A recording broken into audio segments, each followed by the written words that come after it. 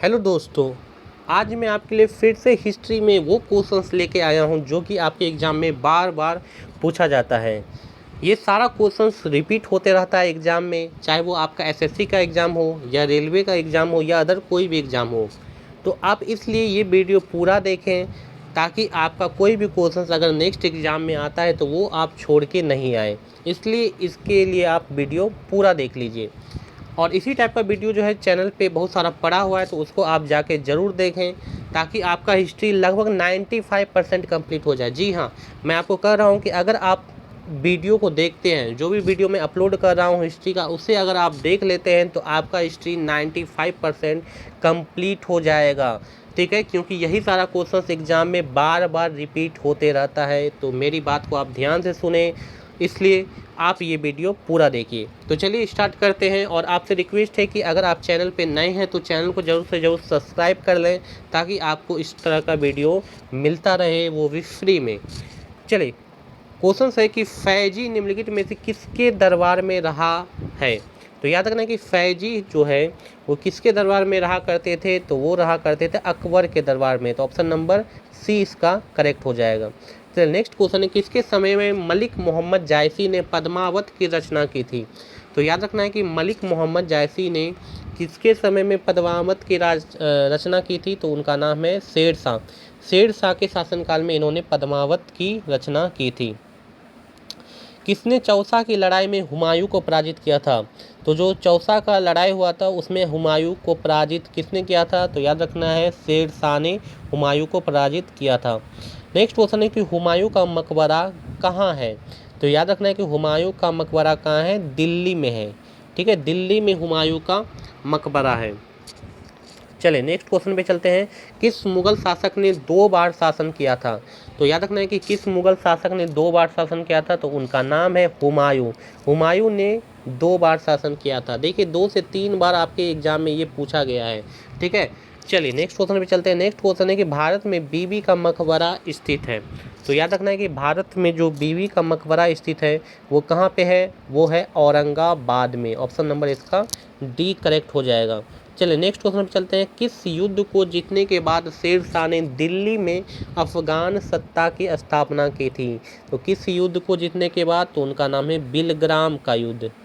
बिलग्राम का युद्ध जीतने के बाद ही जो है शेर शाह ने दिल्ली में अफगान सत्ता का क्या किया था, स्थापना किया था।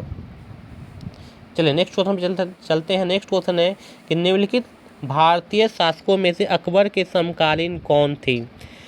तो अकबर के समकालीन कौन थी, तो याद रखना है रानी दुर्गावती। रानी दुर्गावती जो थी वो अकबर के ही समकालीन थी। चलिए नेक्स्ट क्वेश्चन है कि शाहजहां ने निम्नलिखित में से किस शहर में मोती मस्जिद बनवाई थी। तो पहले तो याद रखना है कि मोती मस्जिद को किसने बनवाया था, तो शाहजहां ने बनवाया था। और किस शहर में बनवाया था, तो रट लेना है आगरा में। आगरा में मोती मस्जिद ये यहाँ पे ही इन्होंने बनवाया था। चलिए नेक्स्ट क्वेश्चन है कि किस मुगल बादशाह ने जजिया नामक कर पुनः लगाया। क्वेश्चन को समझिएगा कि जजिया नामक कर पुनः लगाया या लागू किया था, तो किस मुगल बादशाह ने, तो उनका नाम क्या है, उनका नाम है औरंगजेब ने पुनः जजिया कर को लागू किया था। चलिए नेक्स्ट क्वेश्चन है कि शिवाजी ने मुगलों को किस संधि के द्वारा किलों को सत्तांतरित किया था। ठीक है, तो किस संधि के द्वारा याद रखना है शिवाजी ने ऐसा किया था, तो उस संधि का क्या नाम है, तो याद रखना है उन संधि का नाम है पुरंदर की संधि। ऑप्शन नंबर बी इसका करेक्ट होगा। दक्षिण में निम्नलिखित में से किसके शासन में मुगल साम्राज्य तमिल राज क्षेत्र तक फैला था।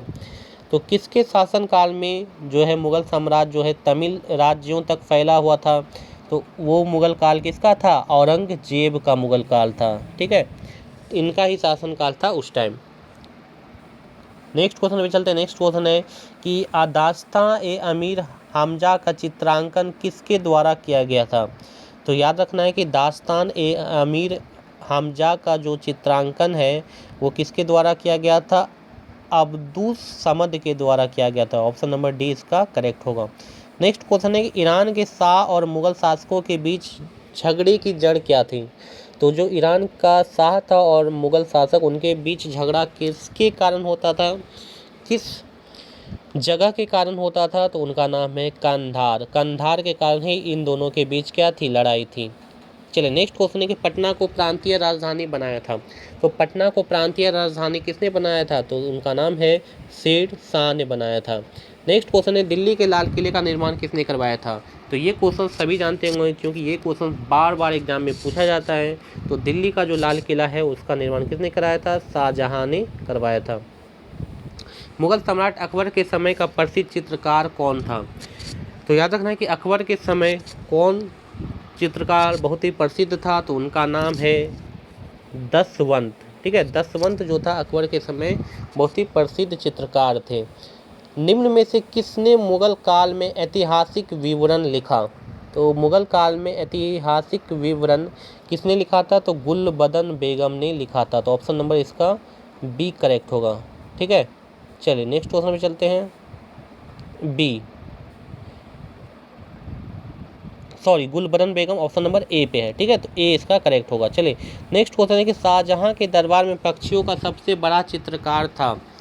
तो शाहजहां के टाइम में जो याद रखना है चित्रकारी जो थी वो बहुत ही ज़्यादा होती थी। तो उस समय पक्षियों का चित्र कौन बनाते थे, पक्षियों का सबसे बड़ा चित्रकार कौन था, तो सभी को याद रखना है कि उनका नाम था मंसूर नाम था। क्या नाम था, मंसूर। चलिए नेक्स्ट क्वेश्चन पे चलते हैं। नेक्स्ट क्वेश्चन है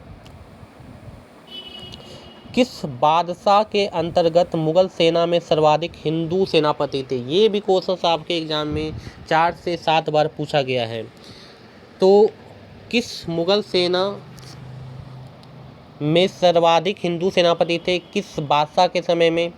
ठीक है, ये क्वेश्चन पूछा गया है कि किस बादशाह के अंतर्गत मुगल सेना में सर्वाधिक हिंदू सेनापति थे।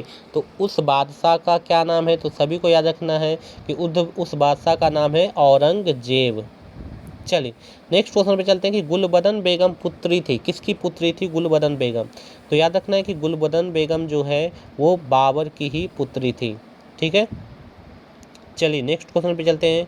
नेक्स्ट क्वेश्चन लेते हैं कि दिल्ली के प्रसिद्ध जामा मस्जिद का निर्माण किसने कराया था। तो जामा मस्जिद का निर्माण किसने कराया था, शाहजहां ने करवाया था।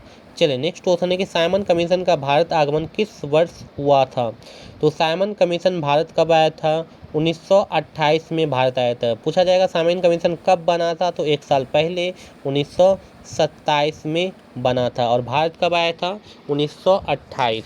ठीक है, चलिए उसके बाद है कि भारतीय कम्युनिस्ट पार्टी का अस्तित्व किस वर्ष में आया। तो याद रखना है कि भारतीय कम्युनिस्ट पार्टी का अस्तित्व जो है वो किस वर्ष आया था, 1921 ईस्वी में। ऑप्शन नंबर इसका डी करेक्ट होगा। अकबर के काल में महाभारत की फारसी अनुवाद जिसके निर्देश में हुआ वह है।